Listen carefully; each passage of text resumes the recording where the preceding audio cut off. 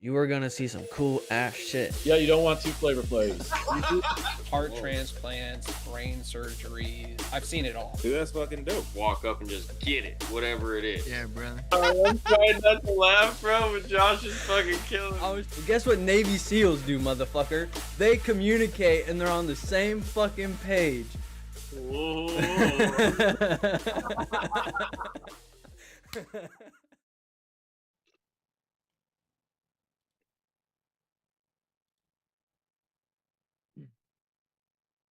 Uh-oh.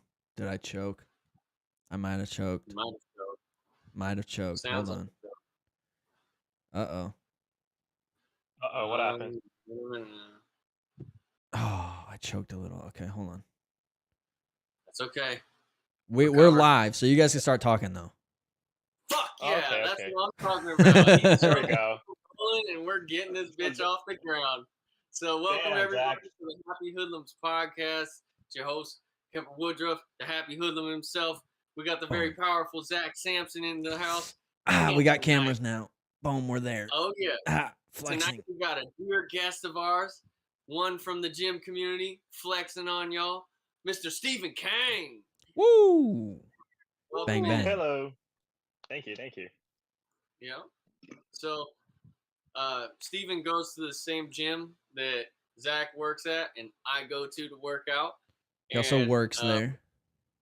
Yeah. I'm a personal he works trainer. there. Yep. Yep. And so, we met that way, and it was super organic. And we wanted to have another additional mind on this show that we can have help contribute his winning spirit, because from what I understand, you also played college basketball. At one point, yes. Yeah. So I guess tell us about that and some of the ventures that you're getting into, because that's what we're here to support, bro. Man, just long story short, like I honestly don't really like talking about college basketball too much because part of my life, I'll kind of get into it. Kind of like when I was like 15 years old, I was going through some hard times in life, and it was kind of it. I thought I loved the sport, but it was more of like a coping mechanism, right? And I didn't realize that till this last year. So I was working out. I kid you not, since 15 to like the age of like 19, 18 years old, like 12 hours a day, like if not 10. Like it's just like I was either waking up in the morning before school, hit the weight room. Right after school, got practice, and then right after practice, I got to work on my trainer. Next thing you know, like 15 to like 17 years old, I sucked. I could not dribble a ball to save my life, and I found this trainer. He was amazing. He helped me motivate myself, and from 17 to 19 during my high school career, I just kept going. I kept getting better and better. And I thought, like after high school, like my senior year, I graduated in class of 2020. I was like, man, basketball's over for me. And I got really sad, and then I got offered from a New Jersey prep school, played there, balled out a little bit, and I got significantly better. And something clicked in the back of my head where like this motor of all that hard work you've built up in 5 to 6 years started clicking. Then I got an offer to a nice school in Arizona. You know, I played some college ball there for a year or two, and then I left, and I was like realizing like I was in a practice in California at a college in California, and the coach looked at me. He's like, "Steven, what's wrong?" And I looked at it, and I was like, "I think I'm done." And like it was in that moment I realized like this massive like realization in my head. It was like, "Wow, I put so much dedication to this, but not realizing that I'm not happy doing it anymore. I'm not happy working out 10, 12 hours a day. I'm not happy like constantly being in the gym. And like it's not because I don't love working out, I don't love the gym. It's more of a basketball started becoming something that was a cycle for me, like a toxic relationship. You like go through a cycle, right? Basketball's a cycle of just this toxic feeling within myself saying like, am I good enough? I gotta prove people wrong. It's constantly for other people rather than myself. So it was like, whoa, like I'm only doing this to cope with my problems. So I left and had some alone time with myself for a month or two to figure out how to cope with my issues by myself, which is what made the man I am today, where I know to have self-control, discipline, have a routine with the gym, and I got goals in life now that are away from basketball. And it's kind of something I realized like I loved basketball for the time that it gave me, but it wasn't what I truly love. I love working out, I love working hard. Anything that involves working hard, I love doing it, and that's where I realized what I love. I just love hustling and working hard. So do you think that you went from being team oriented to realizing that you needed to focus on yourself a little bit, and that's what drew you out? Exactly. Okay, Exactly. because that makes sense. Because it's so interesting that you would transition into kind of just from still working on yourself to Mhm. finding a way to take it to another level, right? Because I think Exactly. who we are, we have these intangible traits. You know, if you're a Mhm. winner and you see yourself that way, and you expect more out of life for yourself, that no Hmm. matter what, you're gonna try and be professional at it, right? So Exactly. even though you're on that way in college, when you hit that e-brake and just kind of was like, whoa, I need to pull back and focus on myself, you still couldn't stop that habit of like, I need to take this to the next level. And so Exactly. I just kept going. it's an interesting thing that very successful people have almost like a hollowness, where like Hmm. you feel it's like an endless pit. And Yeah. it's until you find that proper motivation by realizing who you are, then you understand why you're doing what you're doing. Otherwise, you're just kind of Exactly. focusing and just going and scrambling. And that's the thing. Like, if I kept going at it and didn't realize that, I'd probably still be playing basketball right now to this day, and I probably would have never met y'all too. And it's just been this whole cycle where I'm probably going to be in California or Arizona, New York, who God knows where, constantly this basketball dream and trying to make this a reality, right? And it's just like, yeah, I was getting there, definitely. Like I had the work ethic, so I realized, wow, what if I put that work ethic into something else in my life? Like, what if I put the work ethic into like my fitness content, my relationship with my friends, my people? Like, the problem was with basketball, I neglected so many things. I lost friends because of it, because they would be like, Steve was never hanging out with us, Steve was never giving us a time of day. Like, it was just like that. But at the same time, basketball also helped me realize who my true friends are in a sense where I have friends. I have a friend group that are still my friends from when I was 15 years old. And a lot of people don't get to say that where they go, "Oh, I'm friends with people that I've been friends with since high school." And it's like that's a blessing in disguise, kind of talking about like the idea of like, wow, like these are my supportive friends. I realized this year I'm gonna give these guys my support now. I haven't given them my support the last 7 years. Now I gotta give them my support now, now that I'm available, able to give them the energy, the emotional capacity to do that. And also show them like, hey, I'm willing to work hard on you guys just as much as I was willing to work hard on myself. Hmm.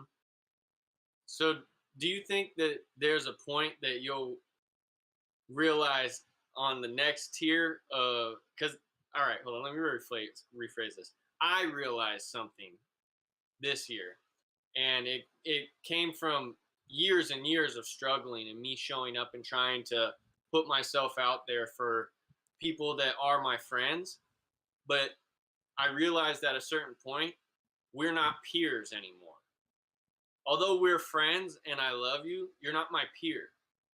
You're not Exactly. equal to me anymore in terms of the marketplace of life and what you Hmm. give. Your soul is absolutely beautiful. We're all even on that level.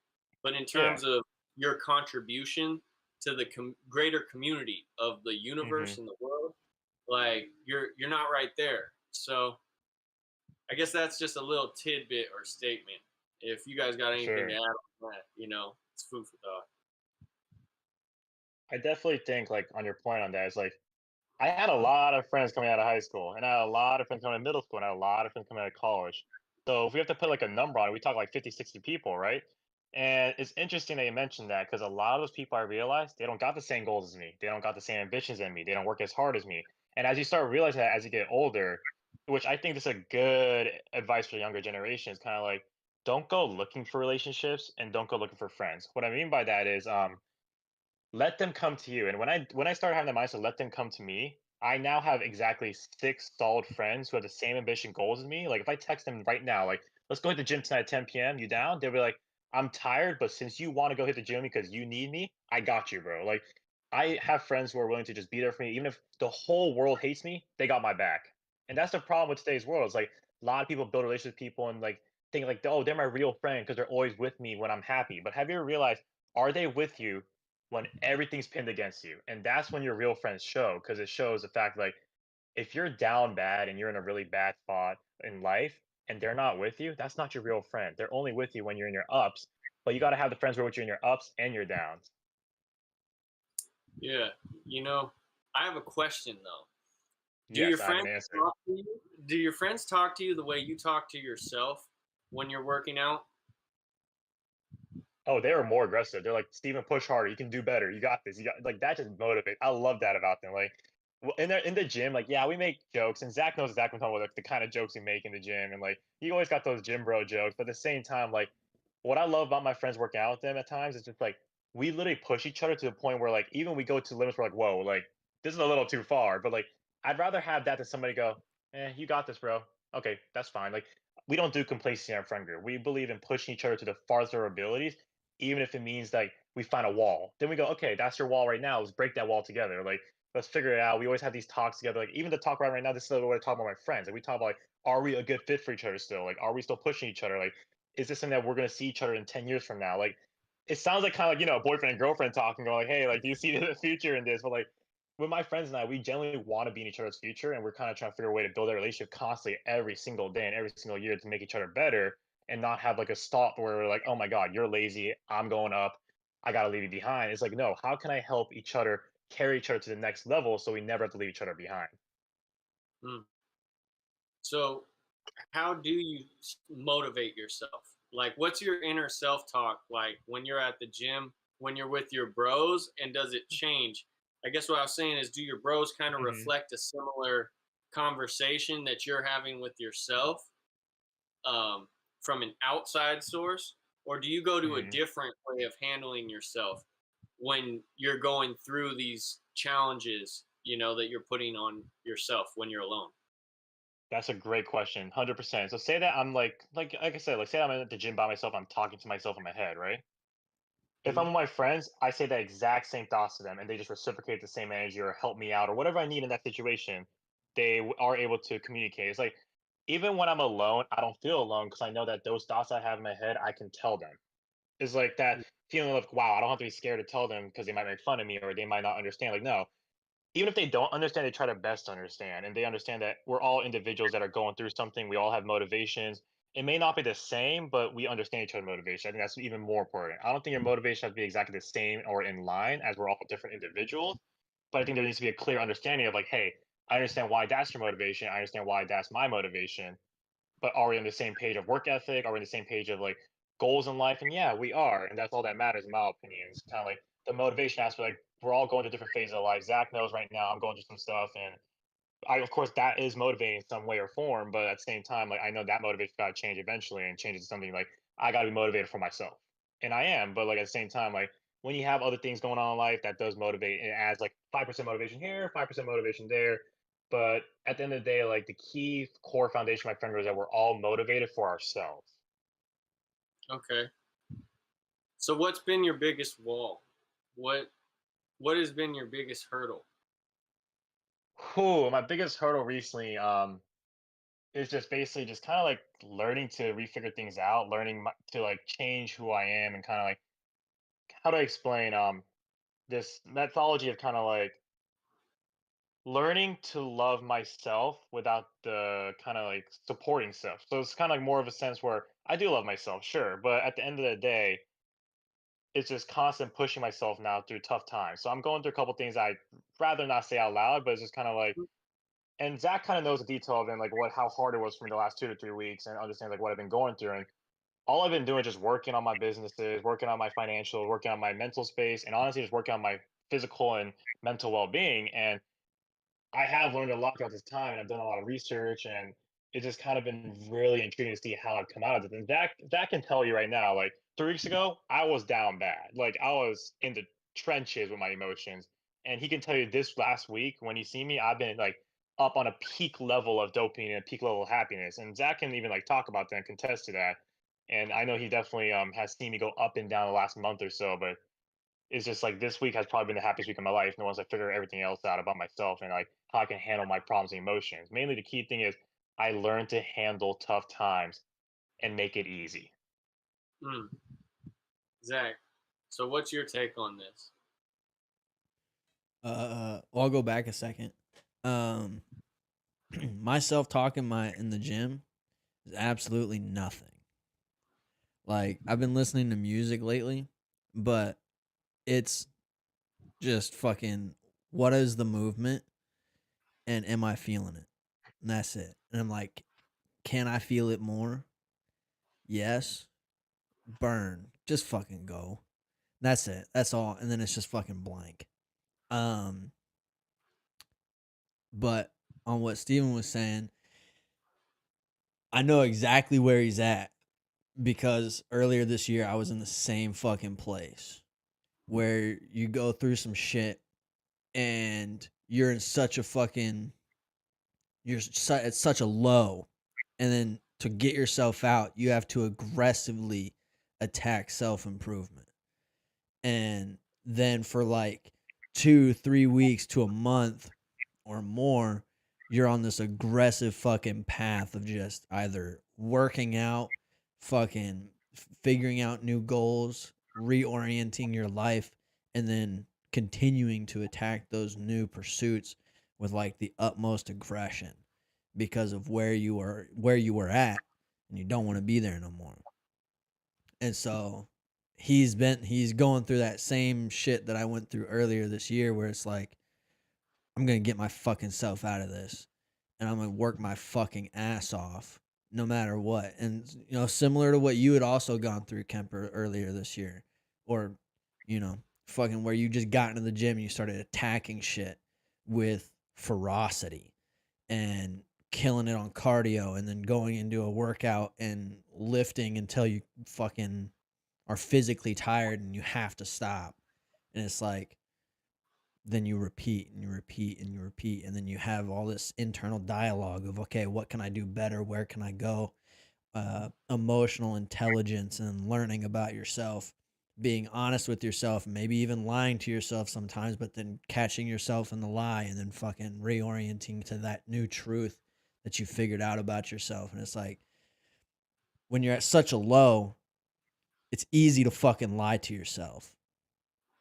But if you can catch yourself in those lies and be for real, like straight up with yourself, even if it's brutally fucking honest, like, am I being a bitch right now? Am I lying to myself? Am I making this situation something that it is or isn't? And it's we all go through shit like that, and it's fucking crazy. As you were saying that, I kind of had a thought that came to me, and it was really this: integrity equates to consistency. Like, you can't turn that shit off, because the pride that you take is earned by the progress that you make, And so if I slip up on this one fucking thing, it means the world to me.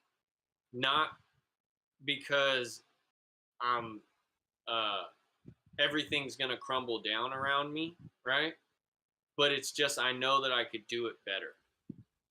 And when you're truly seeking to be your best, you have to constantly be on guard about things, and realizing that your energy is truly infinite.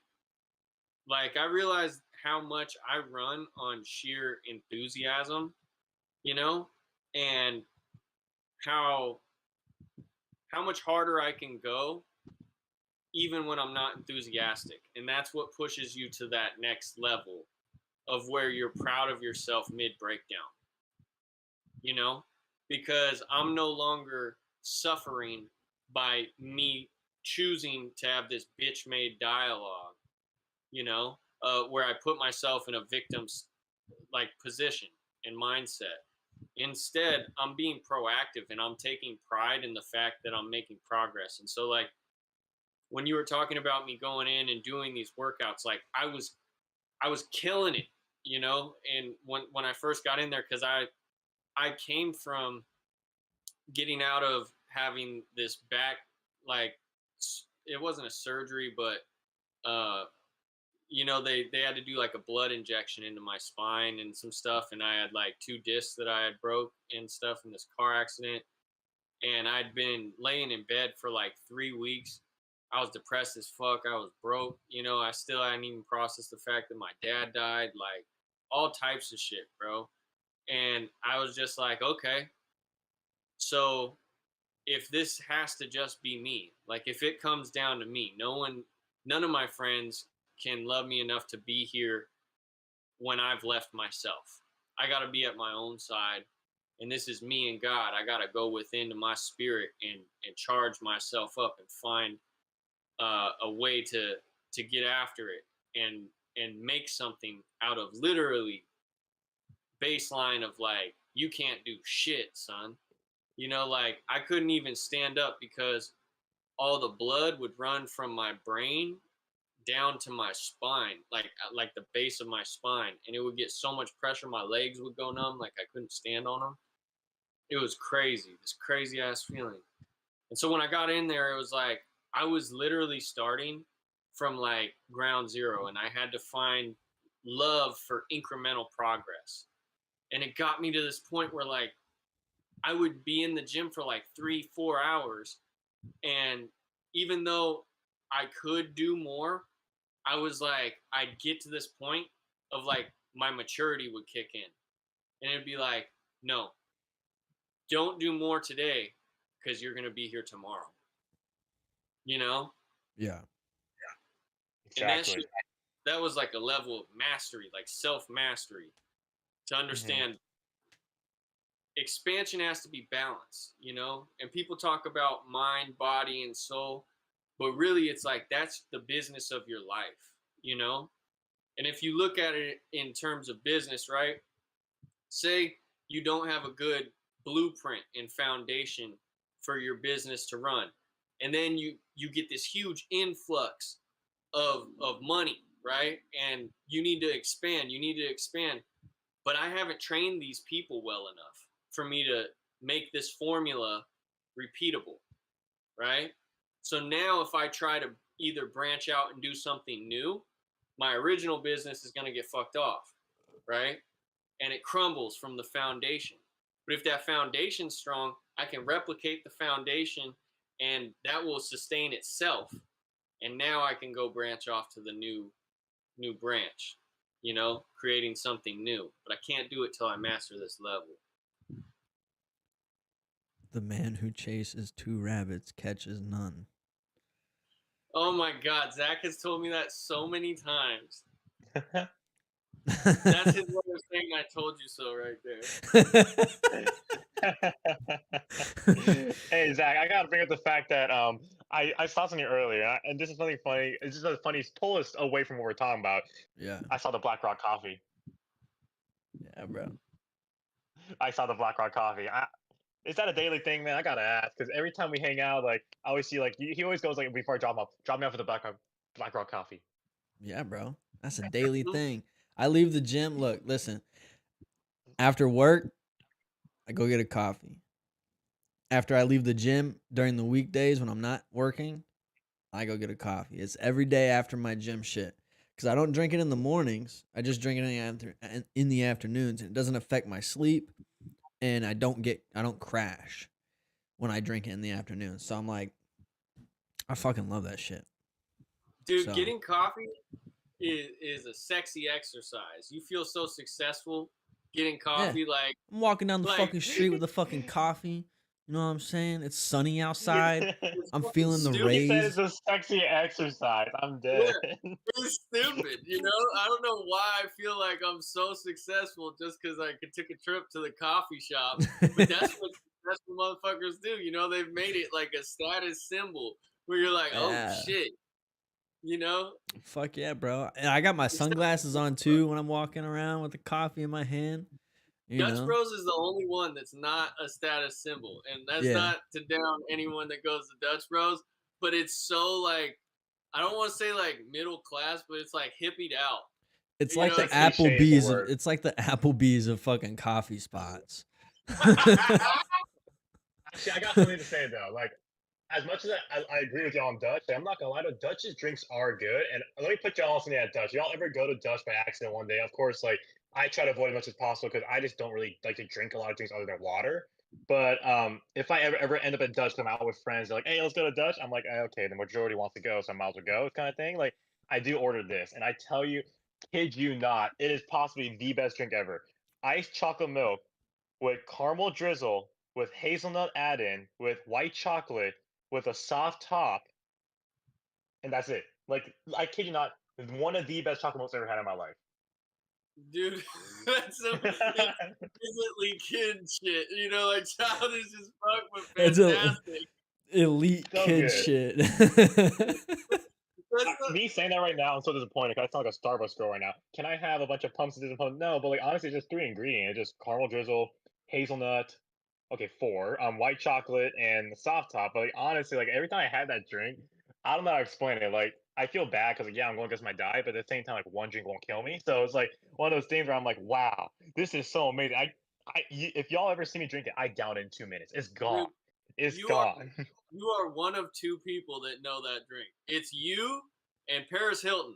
When she was like 12, she came up with that shit. Somehow you just tapped into the universe. It was just like, yeah, and it was just like someone just ordered the most baller childish shit you ever heard. I didn't even know that was an option. What the fuck?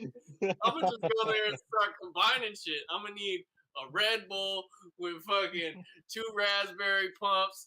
You need to give me a shot on the rocks. On the rocks. On the rocks. No, you think that's crazy? I one time went to Dutch and literally said, "All right, y'all," and they're like, "What?" I'm like, "Get ready." And then this barista was like, "Okay, what is he about to do?" I'm like, "I would like a mango smoothie with strawberry syrup, with passion fruit add-in, and pineapple add-in with whipped cream." And she just looked at me with this face of like, "Is this dude a dude or like Oh what?" fuck! This is And dude to like, dude. honestly, and I honestly like tried it, amazing, hands down. Yeah. I'm like, damn, these girls are onto something with these like ridiculous orders because like saying like 7 different things in a drink somehow makes it work. You know what's crazy to me? The fact that someone can work a job in the food service industry, have fantastic customer service, right? Be Mhm. absolutely like able to remember a whole car full of people's shit or a whole table full of people's orders with unique like add-ons and stuff, and then Yeah. not translate that skill in any other area of their life. Yeah.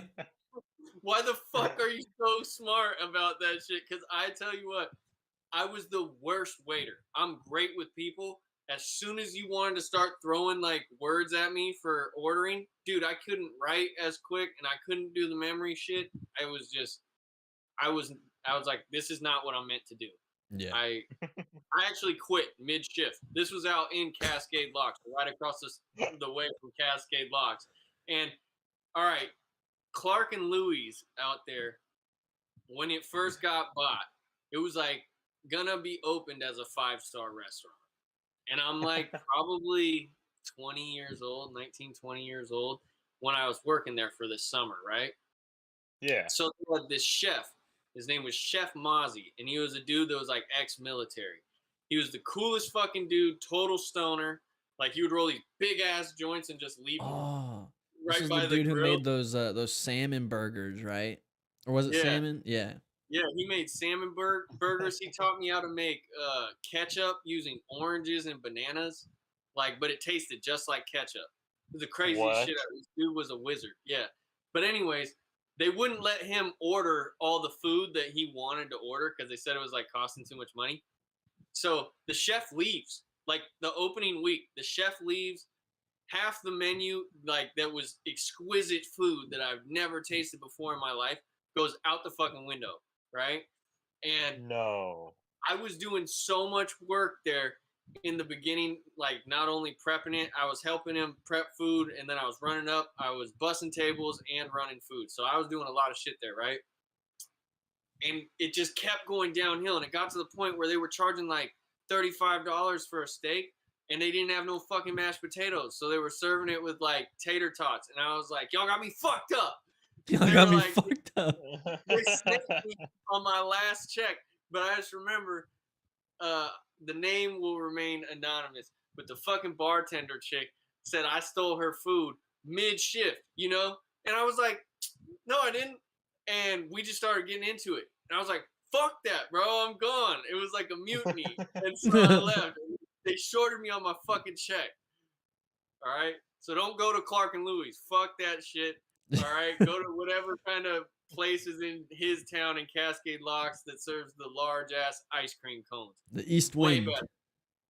The Yeah, East Wind East is Wind. fucking awesome. They All also right, have two new y'all heard breweries that. there. Y'all heard Fuck that. Clark and Louis. Louis. Clark and Louis sponsor this podcast. Which is the least you All can right. do. All right, put in the Clark and Louis ad in 3, 2, 1. And we're back. Louis, if you like And we're back, guys. Clark and Louis, if you like dick. So, welcome Oh, back to the most fuck. childish Jim Bro podcast. But anyways, I don't want to move too far beyond what you got going on because we can have fun gym bro talk. But before we were getting on, as we were talking, kind of chopping it Yeah. up before the podcast, you had mentioned about creating your brand and kind of integrating into the athletic space. So go ahead and give me a rundown of not only what your mindset is for what you want to contribute, but hmm what makes how you exercise and what you bring just in yourself and your mind state that's unique.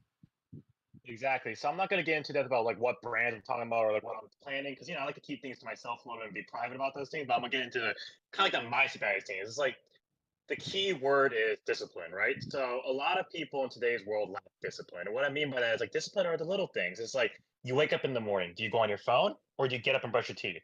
Those little things are discipline. And I look at it in a sense where I believe I'm going to succeed at this goal of getting what I need to out of this in the next 8 to 12 months. Because the fact that like I know that the utmost discipline. I know that with discipline, there's also this. A lot of people get struck by lightning. What I mean by is you got a lot of people getting famous over just simple things. They see it as like, oh, they got lucky. But in reality, if you look into the deepness of why they got famous, is one key factor. Yeah, luck plays a little bit of factor because social media, like just this podcast will just blow up one day. But the thing is, the key thing is the want to succeed. Like basically, you want to have it. Like if you don't have that like dying inside of it going like that fire burning going I want to have this work, it's never going to work no matter how much you try or no matter how much you like just think about it. Like there's two different people in this world, the ones who think about wanting to do it and the people who want to do it and go after it. So it's kind of one of those things where I've been reaching out to people, I've been making connections, I've been constantly trying to make content. I failed and I have succeeded at times. Like I want to do it, and the thing I'm trying to do is involved in fitness. So of course, I gotta get more aesthetic in the gym, physically speaking. Like I will proudly say, I work in the gym to get more aesthetic. And Zack's in the gym. I'm always lifting after my shift or lifting before. It's like I am trying my hardest to get as aesthetic as possible. And I am blessed to thanks my parents have the genetics to get there. Because I'm 6'2", like I wear a large t-shirt, medium waistband. I got long legs, long arms. I got all those things going for me. So I got to figure out how to build that and not waste the genetics. It's kind of like, unfortunately, the fitness industry, it is physical appearance based. So if you want to get to a certain point in the fitness industry, you gotta have the physique for it. And I've been wanting that so bad. And every single day, I think I write down plans. I call like 10 to 15 people about people who either been there or people who can help me get there. Because also there's this other thing where you cannot do this on your own. You got to learn from others. You got to be wanting to learn from others. It's constantly cycle of where, yeah, you can either constantly tell yourself, I want to do it, I want to do it, I want to do it. Next thing you know, 6 months later, you still haven't done it. Or you go, I want to do it. And 5 minutes later, you're doing it. Like 5 minutes, the next 5 hours later, you're still doing it. 5 days later, you're still doing it. 5 weeks later, you're still doing it. 5 months later, you're still doing it. 5 years later, you're still doing it. It's like, you got to keep it consistent. And consistency is the key. And without discipline, there's no consistency. And without consistency, there is no discipline. And I truly believe in that in a sense where I know I'm gonna get there just because of the fact that I'm just a hardworking kid with discipline and consistency. And that's kind of my mindset behind this thing where I constantly wake up, have a routine, tell myself every single day, get up, Steven, you got things to do, you gotta get this done, and understand that you want this bad. And I always check in on myself, like, do I still want this bad? Just like I did with basketball a long time ago. Like, yes, I do. I realize like I love working out and this is something I want to build into a career, and also I love, and this is a little fun fact about me, I love cameras. So I realized camera, fitness, put the two together, I can really build something out of this. And I'm trying to work on that. I'm literally like, my initial fear was putting a camera in the gym. I don't have that fear anymore. Like I still do that outside of here now. I'm working on a lot of things, and of course I'm not gonna say what or why, but like I am going to California next 3 weeks. I mean for the next 3 weeks, and just kind of like, yeah, I'm gonna have fun. It's California. I've lived there most of my life. I'm going to have fun, enjoy time with my family, but I'm also there to make my business grow. And that is just like something that I got to work on. And even in college next year, I'm gonna constantly work on it every single day. And it's just the passion to want it really bad. You look at all these successful people, the one common thing they have is the dying fire inside of them that wants to make it happen. Hmm. And so when you're thinking about exercising, although you want an aesthetic, right? hmm Is it do you find exercise to be more mental, physical, or spiritual? I would love to say that exercise is categorized in a sense where it's mental. And when I say that, and this is something I've talked about with my friends, I've talked about with many people. Exercise is possibly one of the most beneficial things in life. And the reason why I say that is because think about it like this. You go to school, you have homework, right? And if you don't do homework, what happens? You get expelled or suspended, or you just don't get an educational opportunity anymore. That is a mandatory thing that you have to work hard in. Now, you look at the gym. Necessarily speaking, you don't have to go to the gym. You don't get any consequences from others. You don't get any life consequences, like other than like, of course, your health might decline, but like from not going to the gym. I feel like people who go to the gym have this different edge on them if they show up every single day showing like I'm willing to work hard on myself without being forced to. Because homework is a forced concept. It's basically you go to school, you get homework. If you don't do that homework and turn it in on time, you're failing and you're going to lose school. And then now you have to deal with your parents' consequences of getting mad at you for not making it in school. So I'm talking about like the bare minimum here. Like you go to a job, you don't show up to a job, what happens? You get fired. That's just basic things that you got to do in life to succeed. Those are basic things you got to work hard in to succeed. But what about the things that you necessarily don't have to work hard in, but you choose to? The gym grows a lot of things mentality wise with work ethic, who you are as a person, honestly finding yourself. I've seen a lot of people in the gym start out like super weak minded. I'm not gonna lie, like it's really small mindset, and then a months later, their mindset has grown. They are super strong in the head, and honestly, with a super strong body and a super strong mind, those two go together. Strong mind, strong body, strong body, strong mind. And I hate to compare the two, but I have hung out with people who don't go to the gym and hung out with people who do go to the gym. I will proudly and out loud say I prefer people go to the gym, not because of how they look or if they go to the gym or not, or if they're working out. It's because of the mindset. It's more enjoyable for me to be around people with that mindset of like, I want to grind, I want to work hard, I'm focused on me. And that's just something I always love watching. And like the gym is just a positive dopamine receptor. Like there's two kinds of people. Like for example, say somebody goes through a horrible, like life changing event, like all their people died, or they go through like some horrible divorce. Some people go to alcohol or eating a lot and for dopamine to be happy. Or there's the people that go to the gym. Now, what happens is over time, they become happy off of that and rely on it, right? So then now they forget about their trauma, they forget about whatever happened or hurt them. And that's how kind of, in my opinion, alcoholism or binge eating starts, that bad habit where, oh my God, I'm doing these bad habits to cope and I turn it into a habit. And now I'm just doing it to make me happy. Now your dopamine receptors are fried because of the fact that like you are relying happiness on these habits. Now the people who go work out on these bad times, they're relying on their habits to be in the gym. Now, what sounds better in the long term run? Like you are building a healthy habit at the gym now. Now, not only are you happy from it, you have built a stronger mindset, a stronger human being, and a stronger individual self. So that's kind of how I look at the gym and like how it grows an individual. Is like I don't tell people, hey, go to the gym. I tell people, hey, going to the gym is beneficial because of this, this, this, this. You can choose to go or not. It is not my problem, but understand that that is my belief, and you don't have to agree or disagree with it. But that's just how I am, and that's who I am as a person. What I believe and why the gym is so beneficial to every single human being in this entire world. Mm-hmm. That was well said, dude. You know, Thank you. I think that when you first start going into the gym, that surface level is like the aesthetics, right? You get Hmm. there and you're like, I just want that aesthetic, right? Yeah. And over time, like the maturity kind of changes where it's like, okay, I look like this, right? Because you start realizing, like in the beginning, your confidence goes up, and the way that you perceive yourself starts making a better impression on someone else, right? And so Exactly. somebody who has less strong vibration, right? We can think about it just like momentum, right? A slower vibration moving this way, like football, is going to get steamrolled by this guy moving really quick, right? Hmm. And so socially, we have this impression that someone who's less sure of themselves, right, less confident, just gets steamrolled by you in a positive way, right?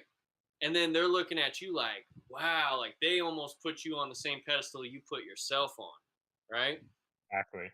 And so the gym becomes this way of you exercising your inner world and your inner self, and it becomes less about the aesthetic and more about this feeling, right?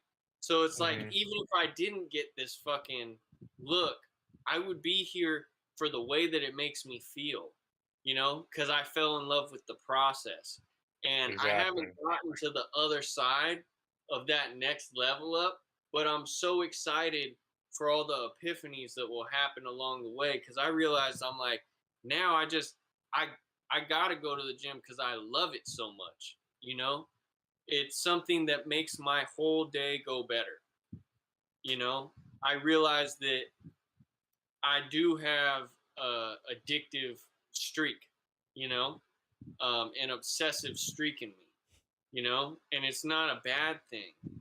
It's something that, if channeled into the right direction, you know, will really benefit everyone that I come in contact with. And I think what really had, because my grandfather was like in the first Muscle Man magazines. He was an OG bodybuilder. Yeah. Okay.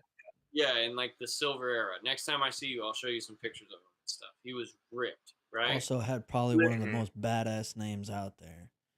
Oh, yeah. Frank Ficara. And he lived Oh, wow. legends. He lived it with legends like John Grimmick, right? Hey. That's an autographed photo from John Grimmick himself, who was like Arnold before Arnold. You know what I mean?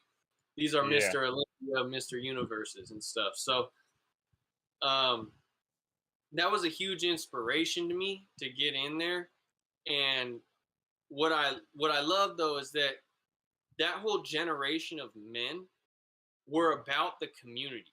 Like all of them talked with each other when they're in the gym, and that's what I see is missing nowadays. Because like when I go to the gym, I see so many people just feeling this need to be the best, to the point Yeah. where they're not as helpful, especially like the young kids, because it's summertime, right? So we Yeah. all see groups of teenage kids like lifting together, and I gotta tell them sometimes, like I'll just walk over to them because not enough people do, and just say, "Hey, bro, your friend's struggling. Quit laughing at him." Hmm. You know what I mean? Like he could hurt himself, or like tell a kid, "I'm like, bro, I'm not gonna call you fat, but you guys have two different body types. So why are you trying to make him lift a house right now when you know it's gonna hurt him? Just because he's got abs and you're fat." You know what I mean? Like, you don't want to hear it, but that's what's going on, dog. And everybody Yeah. sees it. And unless you actually break each other in a way that's like endearing, or just look at Hmm. someone and say, "Hey, you could do this exercise with better form," you know? Like I see your form slipping in this way, and maybe point the spotlight back on yourself and be like, "I've encountered this hurdle before, and I don't want to see you hurt yourself and have to, recover or something." You Hmm. know? But I think that's really what the gym is missing, is the camaraderie aspect of people just openly talking to each other. But what I've recognized is that everyone wants to be talked to. Not one person have I encountered at the gym that was a fucking dick. Not one. No matter how douchey you think that person is, they're fucking cool. Exactly. And they're there to improve themselves. And they just want that same love and like being big enough to just put them on a pedestal, Hmm. and just ask them questions like, why do you do this exercise this way? Or, you see a pretty girl, just be like, I admire your physique. How long have you been doing this? Because like I laugh, bro. Because I've been working so damn hard on that hack squat machine, trying to get my weight up and stuff. I I did be finally seeing hit. you do that. Yeah. I hit 270 on that bitch the other day for sets of 5. I was so proud of myself, bro. Especially because, dude, I'm telling you, I was coming from like I was so terrified to put weight on my back, to now I'm Hmm. like, all right, let's get this shit. I got it. And Exactly. it's like every time I'm doing it, some chick will come to the leg press right next to me, put on like 6 plates, like 6, 8, 10 plates. I'm like, God dang! And I just looked at this girl one time. I said, "Y'all always got to do this to me." And she was like, "What?" And I was like, so I set her up a little bit. I was like, "Why y'all got to come with your strong ass legs while I'm over here trying to do the back squat. And she just started laughing. I was like, no, it's all good, girl. I admire that. Do your thing, you know? And she was so proud of herself and so happy, Hmm. you know? And yeah, I just think the gym needs more of that nowadays. We need to be a little more old school with it, Hundred you know? percent. And I love that you mentioned old school mentality because, like, in my opinion, we need to bring back a lot of old school mentality just in general. Like, I'm not even talking about the gym, just in general, because like I see our society today, and if I me saying this out loud is probably gonna be fired on a lot, but I'm gonna just say it out loud. Our society today lacks toughness, lacks dedication, lacks discipline. We are used to getting everything handed to us. Like, I remember back in the day, school for me when I was in middle school started at 7 a.m. I had to get up at 5 when I was like 10 years old. Now school starts like damn near 9 a.m. because of the fact that every kid was like, I need more sleep. I need my 8 to 10 hours of sleep. Like, understand in reality of life, and this is how I look at things. Like, yeah, 8 hours of sleep has scientifically proven to be beneficial, and I completely agree with that. But I also agree with the fact that there are going to be times when you have to understand and realize you're not going to get those 8 hours because you got other things to do. Everyone has 24 hours in a day. 8 hours is a third of that whole day. Now imagine the race of competition in life, right? I'll be honest, I average about 6 hours of sleep a night. And I'm okay with that. That's a quarter of my day. I got 75% of the day to get things done. I got 18 hours a day to get things done. Now I've seen people who sleep 12 to 14 hours a day. Now they got 12 to 10 hours, 10 to 12 hours to like just like get things done. Like, for me, that's not sufficient. That's a whole work shift in my opinion. Like, so you look at it like that, like all these young people will be complaining about like, oh, all I do is work, go to sleep, eat, work, go to sleep. Well, let's look at your schedule, man. You work 9 to 5, okay, sure, but what's the rest of your day looking like? Okay, you get up at 8:30, last minute to get up to work. Then you complain about how you're tired after work and don't have time to work out, which I think is excuse in itself. Like, if you wanted a bad nap, like I said earlier, you go get it.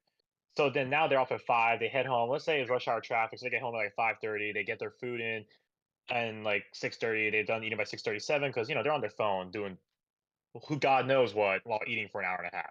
Now it's 7. Now they look at the clock and go, damn, I'm gonna go to sleep in like 2 to 3 hours. And they sit on their phone for the next 2 to 3 hours and then get trapped in a cycle. But like, that's the thing. It's hard to get out of that cycle when you're so used to comfort. Our society Well, has built this comfort. yeah, and there's kind of an illusion that we have of uh like who we are versus how we put ourselves out there hoping to be experienced, right? Hmm. And so like before social media, in order for me to understand who you are, I had to actually say hello and like encounter you. There's certain things that I can see by the way that you carry yourself, which is really why like the silver era in particular of bodybuilding inspired me so much. Like my grandfather's era of men that came out of the Great Depression. Like, you probably don't know this, but during the Great Depression in New York, like my grandpa would and his friends would have to sneak onto like job sites, construction sites, and steal rebar and concrete to mix it into coffee cans on the edge of pieces of rebar so they could have weights. And they would have to store the weights in snowbanks on the sides of the road because people, they didn't have gyms. Like, it was frowned upon. They were like, what the fuck are you doing with all your time? You know? And yet out of that, we have men like George Eiferman. And I the reason I admire these people is like they they were all about positivity, and they were so ahead of their time in the way that they structured and refined being a man, you know, in this well balanced thing. So like, I'll give you this. It's the 10 Daily Exercises by George Eiferman. And so, number one, a good eye exercise. See also the perfection in others. See the everlasting beauty in human kindness. Number two, a good tongue exercise. Speak from the heart instead of the mouth. Number three, a good facial exercise. A smile often repeated. Number four, hearing exercise. When we speak, we learn nothing. Listening is the teacher. Then you speak. 5, a brain exercise. Think only constructive thoughts. Good reading is to the mind what exercise is to the body. 6, a leg exercise. Walk toward knowledge, wisdom, health, and brotherhood of all men. 7, the breathing exercise. Inhale the great works of music, art, literature, and philosophy. Exhale spitefulness and other negative thoughts. 8, a strength exercise. Have the strength to endure when things are unendurable, to pass the next test after failing the recent one. 9, a heart exercise. Have the heart to constructively improve self, our environment, community, and country. And a soul exercise. We are never alone. Walk with God. And those are the 10 daily exercises, from George Eiferman. And it says, I'm a great believer in luck, and I find the harder I work, the more I have of it. And it talks about the 3 things that are given in life. And it says, talent is God given, be humble. Fame is man given, be thankful. And conceit is self given, so be careful. And it says, ignorance is not bliss. Probably the greatest discovery anyone can make is that we can change our life for the better by changing our immature negative attitude to mature constructive attitudes. We live in the direction of our thought patterns. Let us have our attitudes work for us instead of against us. To you and those who have wishes of good health, George Eiferman, Mr. America, and Mr. Universe. And those are the things that my grandfather collected from his friends. And that shit just makes me look at us as young men, and be like, these dudes were 30 years old, just yoked fucking absolute men, and that shit is what humbles me each day, that I'm I am one of those in formation,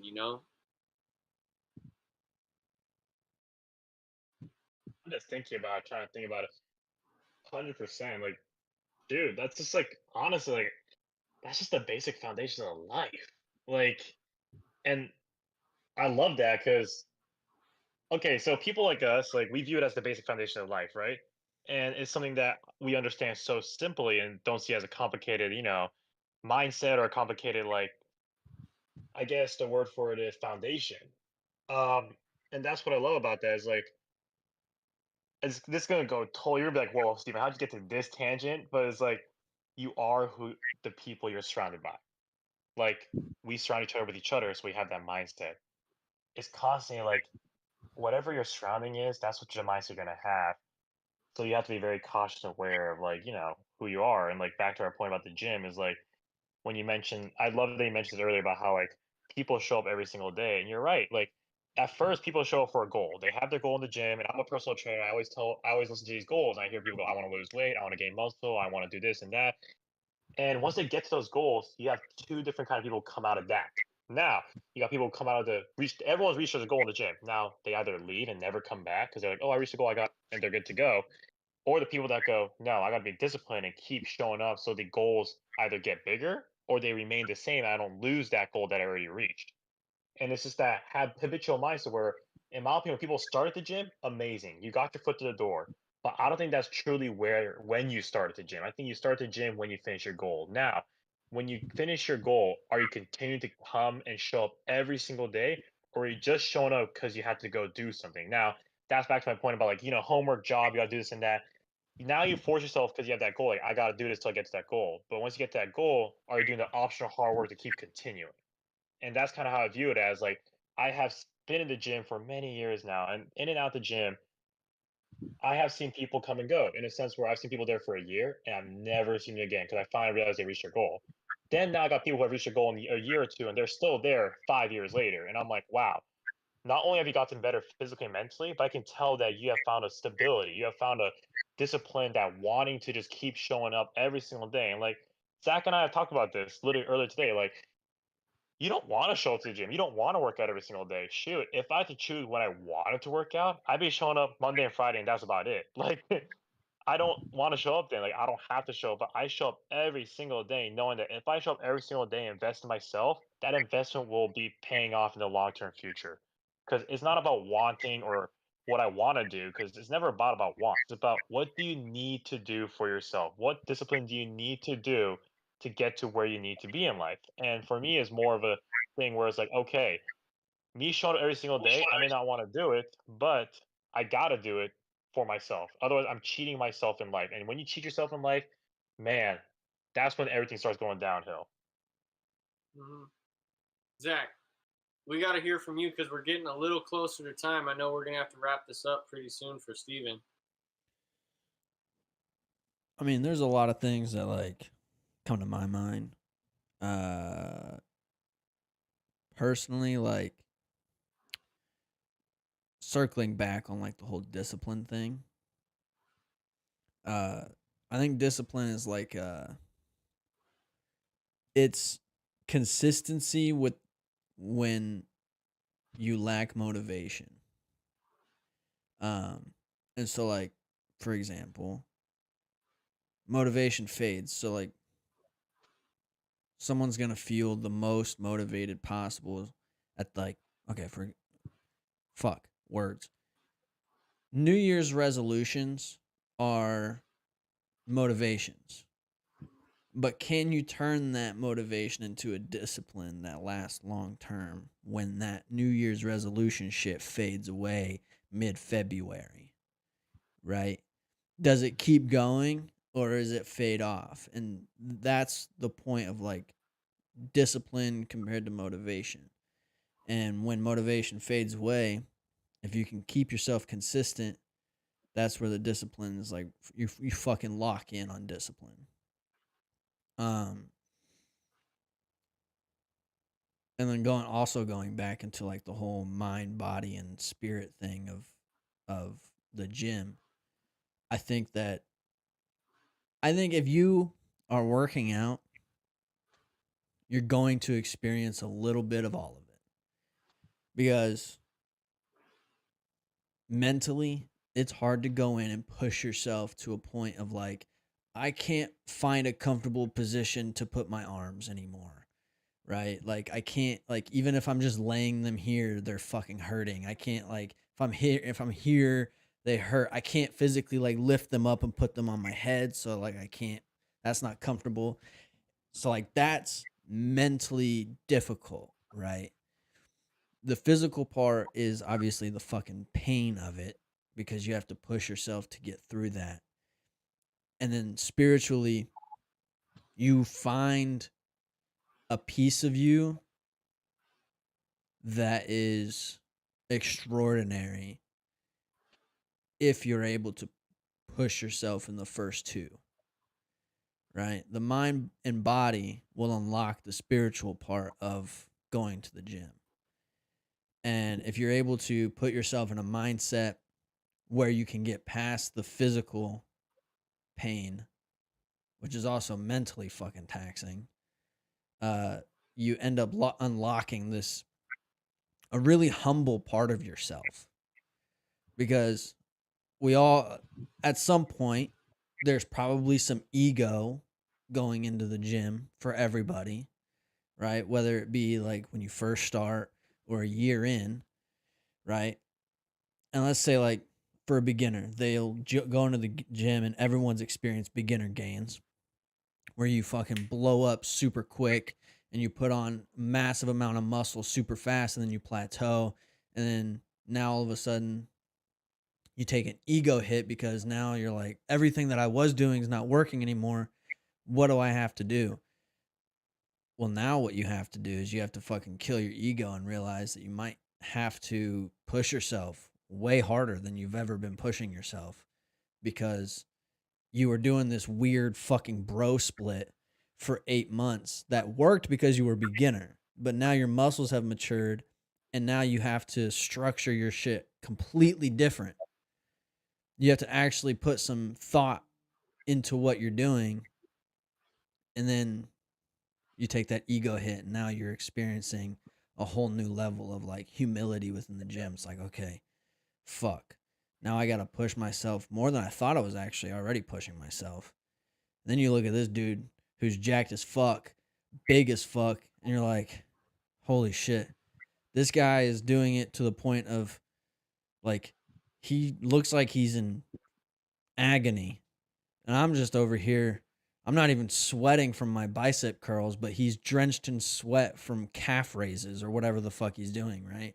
It's like there's different levels to how hard you push yourself. And as you grow into the gym, there's a spiritual journey of figuring out how the fuck you have to do that. Then the mental and physical parts. I think it's a fucking, the gym will put you in a place of like full understanding of who you are and your full capabilities. And there's also a lot of facts that back up the fact that if you just work out for like 125 minutes a week or some shit like that, you're going to be far more healthier than most people. And if, now I'm going to bring up the fucking pandemic. If during the pandemic, exercise and eating healthy was pushed more than the vaccines and masks, there probably would have been far less people dead or far less people infected and negatively affected by the pandemic, because like nobody pushed, oh, take vitamin D, that might help, or hey, go for a run and lift some weights, that might help. Fucking nobody pushed any of this health shit except for, dude, Joe Rogan. I'm gonna pause myself before I go on a tangent. But they were advertising for free burgers and French fries if you got vaccinated. I did see that. Yep. But Like, bruh, dude, let me just tell you something that I admire so much about you. You can take a whole hour and say one thing that redeems a whole hour of not talking. And I so admire, like, he came out right off the rip and just goes, yeah, discipline is maturity when you're unmotivated. One fucking sentence from Zack. Yep. And I'm like, he just cool guyed the fuck out of this podcast It's- right now. I love that shit, bro. I was like, where the fuck were you, bro? You know, I fucking love you, dog. Whatever the fuck, he just had this like inferno inside of himself, just sitting there like this the whole time. And he just fucking, yes, tink tink, taps the mic, says the coolest shit ever. I'm like, what the fuck? yeah, No, that's hilarious. just to clarify, the sentence was discipline is consistency when you lack motivation. Okay. I love that See, quote. that's I love that quote. Dude, that's amazing. Yeah. That's the best quote I've heard all week. And I love that Zach mentions that because, like, you know how you mentioned COVID and health and all that? Like, I'll just put an example. I got COVID, like, during the pandemic, sure, well, yeah, whatever, whatnot, right? And, like, I'm not gonna lie, COVID sidelined me. But here's the thing about me, and this is where kind of, like, I guess discipline really kicked in for me, or at least I tried to. When you get COVID, the last thing you should probably try to do is go on a run, right? Oh, yeah. Do you know what I try to do? You went and ran. I went and ran. I got to about 5 miles and I just started dying. I was like, I gotta walk these 5 miles back. And let me tell you, that walk back sucked. But here's what I realized: was that point, I was so physically healthy that I could have ran 5 miles with COVID. Most people can't even walk 2 steps with COVID. Now, there's a difference between the two. I've realized this over time, like all my friends who were so physically built and healthy during the COVID period, when they all got COVID, we were still able to get things done somehow or move around and actually function like a human being. Now, the people who were not active at all and got COVID, they would call me and go, "Bro, I'm done. I'm sidelined for the next 2 weeks in bed." And I'm like, "Wow, like that was not my experience with COVID. My experience with COVID was the first day. Like I kid you, not, I could not taste anything. I was sweating bullets. I was getting headaches. I was seeing stars. I still ran 5 miles. It's like COVID was a thing where I'm not saying that like, oh my god, like it's your fault that you couldn't move during COVID. COVID sucks. Okay, genuinely, it sucks. I don't recommend it on It's anyone. tough. It was very tough, but the people who actually like got through COVID the easier route were people who are already physically healthy. And I'm not talking about like, oh, like you don't got any disease or anything. I'm talking about like literally you were working out to be healthy. You were more lean. You were more mentally disciplined to the point where when COVID hit you, you were like, you know what, my body can take this because your immune system is so strong from working out. And the people who are, yeah, healthy but don't really have a strong immune system from working out, it's just like, whoa, they got silent by COVID for 2 weeks, and now you don't hear from them for 2 weeks because they just don't know what to do. That being said, health is a concept in a sense where you got multiple kind of health. You got the healthy people who don't look healthy and just don't have any disease, and they consider that healthy because they have no problems yet.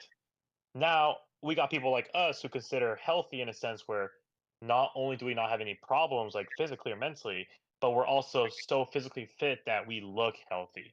And now people disagree on this very hot topic where, in my opinion, I think this is huge. Healthy does not mean how you feel. If you feel good, you're healthy. I think health is also a physical aspect. And now people can argue me all they want with this, but health is a physical and mental aspect. So if you look in the mirror and you don't look healthy, understand that you are not. And what I mean by that is you may not have problems right now if you don't look healthy. But if you don't look healthy, it will lead to mental problems and it will lead to actual physical things like diseases that you're going to get in the future, knee problems. Like, understand that your physique does carry a long way to your success. But that being said, you got to have a good mental health to have a good physique. Two both go together. I hear all the time my clients go, I don't like how I look in the mirror, messing me up because of depression. And I got clients who have lost their weight and go, I now look at fitness differently and I have a better mindset towards it. And now I'm even getting a better physique because of it. With my clients, when I'm training, I look at them and go, screw the mirror, screw the scale, look at me in the eyes, and I'm gonna tell you what you need to work on up here. All my clients at the end of the workout's got to do a 1 minute plank, and if they don't accomplish it, I make them do it again until they get it. The reason why I do that, I tell them a plank is a mental battle. If you can get through the plank, you can get through anything in life, and that will help you get to the goals in the gym that you want to get to. Because if they don't get their mentality all right, trying to get to the goals is pretty much impossible. Bro, you're gonna have to put me through an official Steven workout one of these days. I got you. Pull up tomorrow afternoon. All right, bet. What time are you at the gym? I'm done with my clients around noon, so I can work out around noon. Okay, Boom. sounds good. It's All right, fucking you guys. insane. We're gonna try this shit out. I'm gonna have to walk the plank with my bro. Oh, it ain't Facts. just planks, man. The plank's a warm up. The plank's the warm up. It's the other stuff that we gotta do that gets hard. All right. Well, we'll do it. Anyways, I'll talk to you after we close this out. You For guys, sure. everyone that watched, thank you so much for tuning in. Steven, let them know where they can find you, social media wise and everything, real quick. For sure. My social media is at on Instagram. It is Steven with a PH, so STEPHEN Kang KANG, and then Junior JR. So at Stephen Kang Jr. is my Instagram handle, and that's pretty much where you can find me. So yeah. It'll be in the All right. description when the video goes public or when the live stream goes to video format. So tune in, motherfuckers, and come up next week because we're getting big in this bitch. Time after Bada bing. time. Yes, Peace. sir.